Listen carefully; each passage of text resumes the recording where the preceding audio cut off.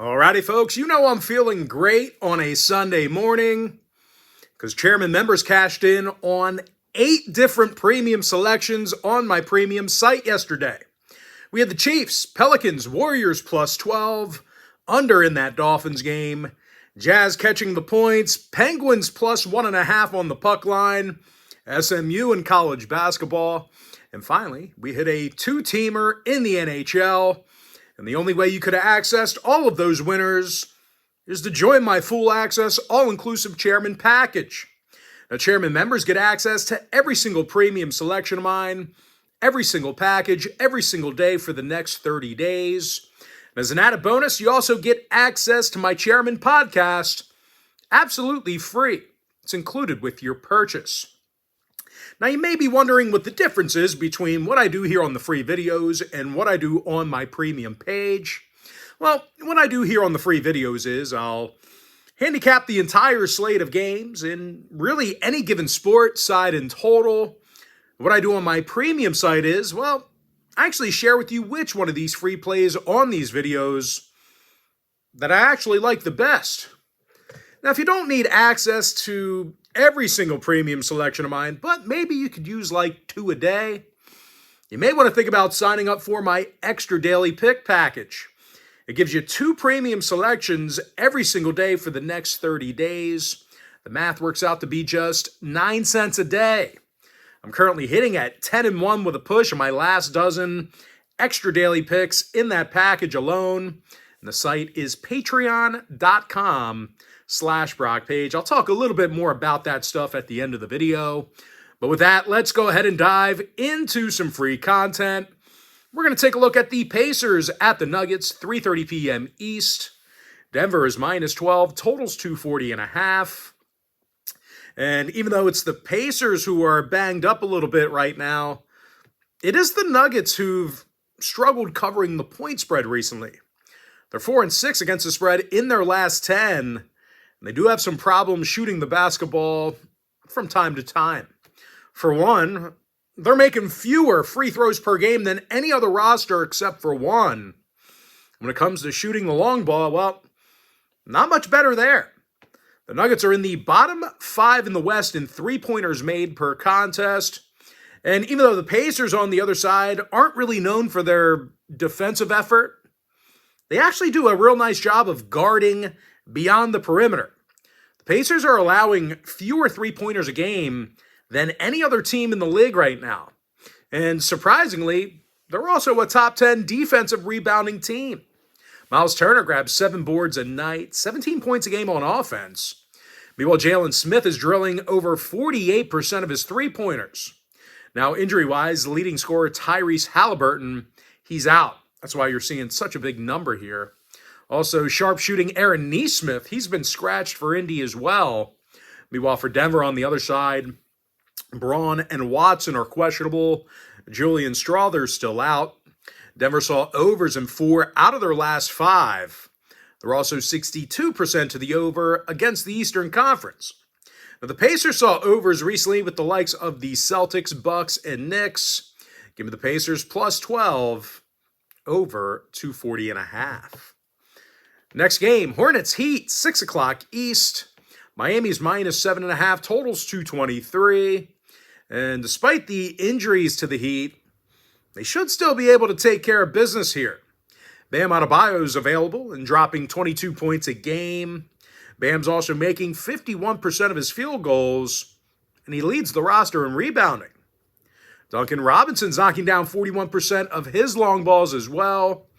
And they're taking on a Charlotte team who got the W in just 1 out of their last 10. And I'll tell you this much, out of 19 contests away from Charlotte this year, the Hornets got the W only 4 times.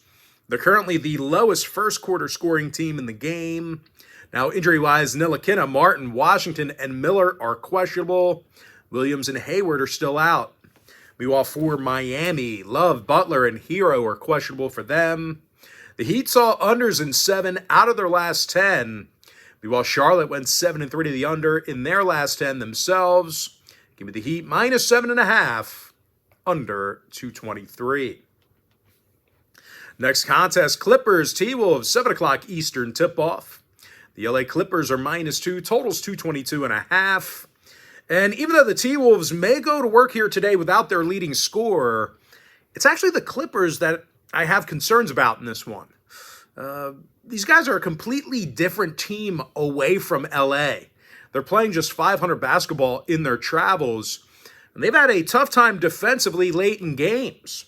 LA is currently a bottom 10 fourth quarter allowing team on the road.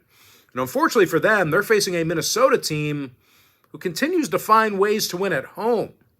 These guys are 15-2 this year in the Target Center, and they've been impossible to score against. Matter of fact, the T-Wolves are allowing fewer points per contest than any other team in the NBA.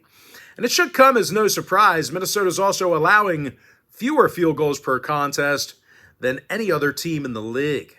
Rudy Gobert is the club leader in blocks and rebounds. Karl Anthony Towns is making 41% of his deep balls on offense. Now, injury-wise, Anthony Edwards is questionable with a knee. Keep an eye on him. Meanwhile, for the Clippers, Diabate's out with a hand injury. Now, the Clips saw unders in 5 out of their last 9. Unders against the likes of the Lakers, Pelicans, and Heat. Meanwhile, Minnesota's currently 11-6 to the under in their own building. Give me Minnesota +2, under 222.5. Next matchup, Kings, Bucks, 7 o'clock Eastern tip-off. Milwaukee's -5, totals 248. And I'll tell you, this actually feels like a fairly generous number for a Bucks team who dominates at home. These guys are 18-4 in the Fiserv, and they're really burying teams late in games. Milwaukee's averaging more fourth quarter points than any other roster in the league right now, and a lot of that is thanks to Giannis Antetokounmpo, who scores a team-high 31 points per contest. Now, Dame Lillard's second on the roster in points with 25 a game. And they're facing a Kings team who hasn't been overly crisp on D. These guys are in the bottom 3 in the West in defensive three-point percentage, really struggling guarding the 3 ball. And no real shock here, folks. They're also in the bottom 10 in the entire league in defensive field goal percentage. They're allowing more first-half points than most clubs in the Western Conference. Possible to see this one get out of hand early. Now, injury-wise, Kevin Huerter's questionable for the Kings. Jay Crowder still out from Milwaukee. The Bucks saw 5 out of their last 6 out-of-conference home games get over the line. They're also 62% to the over for the entire season. Now, Sacramento, on the other side, they saw 7 out of their last 11 contests against the Eastern Conference get over the total themselves. Give me the Bucks -5, over 248. And with that, folks, we're going to jump into our next and final matchup for the video. It's going to be in that Suns-Blazers game, 9 o'clock Eastern tip-off. Phoenix is -11, totals 232.5. And even though this is a big number for Phoenix on the road, they should be able to get the job done against a fairly weak Portland squad. The Blazers lost 6 out of their last 7, and they're currently the worst offensive rebounding team in the game. They're currently dead last in points per contest. They're also dead last in shooting from the field. Leading scorer Anthony Simons, he's making just 41% of his attempts from the field. Scoot Henderson makes just 36% of his field goals himself. And they're facing a Phoenix club who's actually in the top 3 in defensive field goal percentage on the road. Yusuf Nurkic leads the roster in blocks and rebounds. KD's second on the roster in blocks on D himself. Now, injury-wise, Damian Lee is still out for the Suns. Ayton and Baji are questionable for Portland. Sharp and Brown are inactive. Now, total-wise, the Blazers have struggled getting on the scoreboard against Phoenix recently. They're averaging just 104 points per contest in their last 10 meetings with the Suns. So if you're into historical trends, you certainly want to think about that one there. And as far as this season's concerned, they saw the under cash in 5 out of their last 7. Phoenix, on the other side, they are 64% to the under in their in-conference road games. Give me the Suns -11, under 232.5. And with that, folks, now it's time for our quick pick recap. Give me the Pacers plus 12 over 240.5. Miami Heat minus 7.5 under 223. Minnesota T-Wolves plus 2 under 222.5. I'm 10-1 with a push on my last 12 extra daily picks. The link is in my bio. Milwaukee Bucks minus 5 over 248. And give me the Suns minus 11 under 232.5. And with that, folks, that's going to do it for me. Don't forget to check me out on my premium page.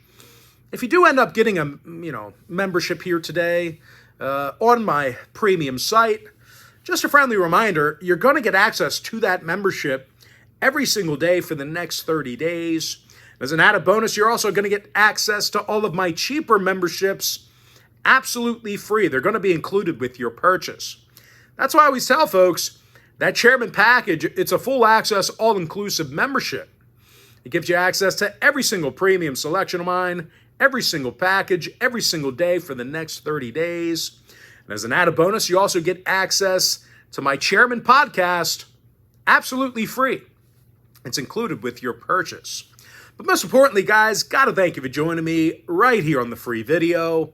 Really hope you enjoyed all this great free content, all this great free information. And with that said, folks, happy Sunday to you. Best of luck to you. And I look forward to seeing you later on today on my premium page at patreon.com/BrockPage.